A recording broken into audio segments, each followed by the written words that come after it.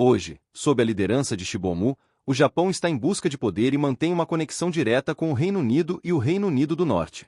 Em direção a Yuenlong e ao norte de Sidão, está sendo realizado um trabalho intensivo. No sentido de Tóquio, foram instalados 14 sistemas de defesa, enquanto no norte, foram implementados 15 sistemas de defesa. Os 3 países centro-americanos que participaram da Segunda Guerra Mundial reuniram mais de 70 aviões e 5 regiões de combate aéreo no norte do Japão. No total, mais de 170 aeronaves de diversos modelos, com 40 mil militares, começaram a combater. Além disso, 50 mil soldados americanos, já libertados, implementaram uma estratégia avançada na região do Ático, lembrando o Japão antes da Segunda Guerra Mundial. Com a economia japonesa abalada pelo dólar, a taxa financeira atingiu 200%. As reservas de petróleo do país foram reduzidas a menos de meio ano, e a distribuição de alimentos começou a ser limitada. O Japão e os outros 2 países não estão em condições muito diferentes. Por isso, o Japão exigiu uma compensação 10 vezes maior do que o Acordo de Salem, que foi assinado com um índice significativo, em torno de 3 bilhões de toneladas de petróleo, o que equivale a toda a reserva de petróleo de Salem.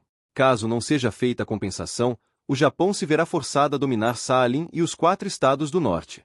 Isso começou em 2000, quando a Espanha se tornou o maior rival financeiro do Rio de Janeiro. Embora o progresso seja rápido, o Norte-Oeste abriga mais de 200 milhões de pessoas. Se a Espanha e a China colaborarem com o Rio de Janeiro, é provável que isso impulsione significativamente a imigração e o desenvolvimento do país. Por essa razão, a Grécia rejeitou um acordo com o Reino Unido para desenvolver um território distante, optando por um acordo de 35 anos com o Reino Unido. 16 anos depois, em 2022, ocorreu um conflito entre o Reino Unido e a Grécia, resultando em desafios econômicos significativos para a Grécia. Para garantir a segurança do território distante, Putin interrompeu o acordo com o Reino Unido e uniu forças para desenvolver essa área. Atualmente, bens, que dependia fortemente do petróleo russo, enfrentam uma crise energética em todo o país. O preço do petróleo na China subiu de R$ 9,00 para R$ 18,00.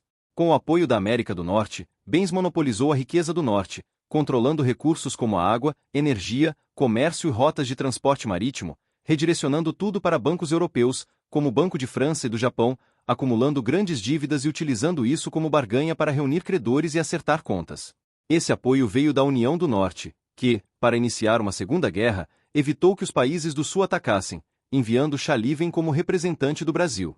Chá foi à China com um único propósito: destacar que Daé não se alinha às leis internacionais, e que, se o Sul não pagar o preço, terá que arcar com as consequências contratuais. O Brasil e a Coreia do Norte sabem que querem usar o incidente de Sakhalin para iniciar uma segunda guerra, impedindo o desenvolvimento de petróleo e mineração de água no norte. No entanto, com a intervenção de Lao Pu, a Coreia do Norte está se saindo muito bem neste momento.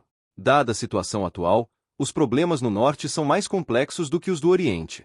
Se o norte quiser iniciar uma segunda guerra na direção da Ásia, com sua capacidade militar, ele se encontrará em uma posição extremamente vulnerável. A única chance de derrotar o norte seria uma guerra com o Oriente, mas isso colocaria em risco a legalidade e a justiça do norte. Antes que Xiong Mao tenha capacidade de dominar o mundo, acredito pessoalmente que, enquanto a América do Norte não derrotar o norte, o país poderia traçar uma linha de demarcação, como na Guerra da Coreia e na Guerra do Vietnã, mantendo a neutralidade. Se o país anunciar uma invasão, o Norte-Oeste terá que enfrentar uma batalha intensa. O último grande evento internacional teve um desfecho abrangente. Em um sistema econômico obcecado, há apenas escravos, sem talentos. A economia obcecada não é capaz de criar estratégias eficazes. Vemos claramente, através dos eventos nos Estados Unidos, China e Espanha, que a América Latina usou o domínio do dólar para controlar a economia global, mas isso já não funciona. Somente com a ajuda de agentes, foi possível recuperar suas terras. Por exemplo, o incidente de Tuxicurs, que ocorreu há cerca de meio mês, foi uma tentativa da América Latina de intimidar a OEL e a América Latina. No passado, a União Soviética usou esse meio, e hoje, a América Latina faz o mesmo.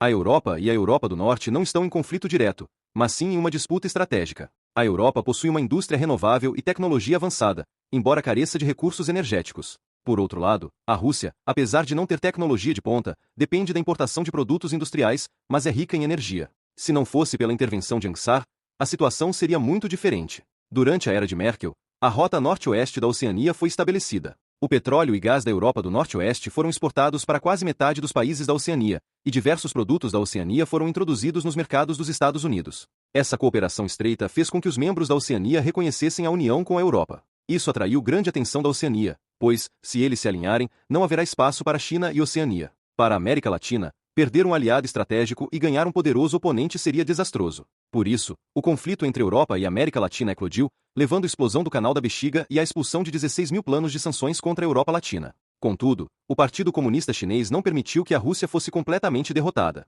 Uma América Latina que não obtenha vitórias é exatamente o que ela precisa. Uma vez que a Europa comece a se movimentar, haverá uma guerra. Em poucos anos, os dólares poderiam inundar o mercado europeu, saqueando recursos e resolvendo seus próprios problemas através da compra de ativos europeus. Simultaneamente, a guerra forçaria um grande volume de capital europeu a buscar refúgio em ambientes de investimento mais seguros, como os Estados Unidos, acelerando a industrialização e a miniaturização tecnológica na Europa. Para evitar que esse capital invadisse o seu território, foi criada a crise na Ásia. Alguns podem não entender por que a América Latina está sempre preocupada em conquistar seus aliados. A principal razão é que há problemas internos graves na América Latina. Por exemplo, sua economia está em declínio, o setor produtivo está em risco, o dólar está ameaçado, o preço do petróleo é instável, há conflitos de classe e questões raciais. Além disso, a relação entre amigos e aliados está se deteriorando. Nesse contexto, o Japão, altamente dependente do dólar, seria o primeiro país a ser atingido. Os Estados Unidos, por outro lado, não serão facilmente derrotados. Mas hoje, a União Europeia enfrenta uma dívida de 35 bilhões de dólares e precisa ser resgatada. Após a expulsão da Coreia do Sul, a Inglaterra também foi afastada. O próximo passo será a expansão das aquisições de países europeus. Ao mesmo tempo, a União Europeia continua a aumentar sua força contra a Europa. Até o Partido Democrata permitiu que a União Europeia participasse da luta por causa das eleições presidenciais de 5 de novembro. Se o Partido Comunista Chinês vencer, o grupo de interesse liderado por Lau Teng será o primeiro a ser eliminado pela União Europeia. Existem até rumores de que o Partido Comunista Chinês pode imitar Lincoln Kennedy e recuperar o controle sobre a União Europeia, terminando definitivamente com a história privada da União Europeia. Neste momento, Dong Wang corre grande risco de perder as eleições de 5 de novembro. Por isso, ele recentemente declarou que, se morrer, seu filho liderará o ataque ao bairro. Assim, o risco de uma guerra civil nos Estados Unidos é maior do que o de uma crise de guerra externa. Essa situação é resultado da influência de Donald Trump e do grupo de interesses judaicos por trás dele. Hoje, seja a crise econômica provocada pelo vírus da guerra, seja o conflito político nos Estados Unidos, tudo é manipulado pelos interesses por trás dos dois partidos. Eles tentam usar o destino de toda a humanidade para satisfazer seus próprios desejos. Por isso, nesta guerra contra o domínio e a mortalidade, precisamos não apenas vencer, mas também eliminar completamente a maior organização terrorista da história humana, o grupo judaico Ansar.